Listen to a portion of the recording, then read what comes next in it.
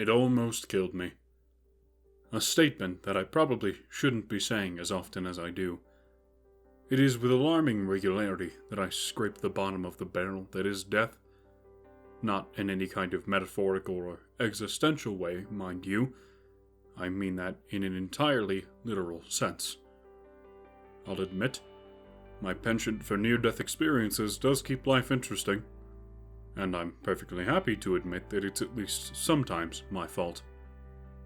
The occasional run to beat a train is certainly not what my ancient ancestors would call a good step in continuing my family tree.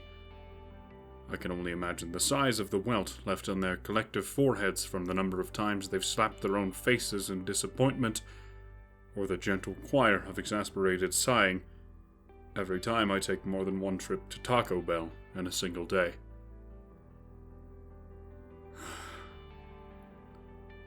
However, I do not feel like there's anything I can do about the other more common coincidental attempts on my life by some greater being of chaos that has, for some reason, decided that my bones need to be broken in a more organic way this time. I guess 4 separate, physically traumatic reparative surgeries simply weren't enough for Cthulhu's pettier cousin. How dare he decide to step outside of his apartment today? Didn't he learn from the last time I tried to break his kneecaps with the front bumper of a 2003 Buick? The chaos entity questions from his perch across the street in his 4th-floor room in the deceptively fancy Hilton Hotel. I'll bet he doesn't tip room service.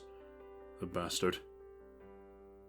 Due to his efforts, I have been struck by 9 individual vehicles since the beginning of the 2019th year of our Gregorian calendar, only 7 of which have been cars moving at various speeds. The other 2 were a well-meaning bicyclist who likely took more damage than I, and the other was a sled pulled by an absolutely massive dog. So, no hard feelings there. I was struck by a 10th within the last few days after being called a bitch by a vaguely aggressive Irishman for not taking my coffee black.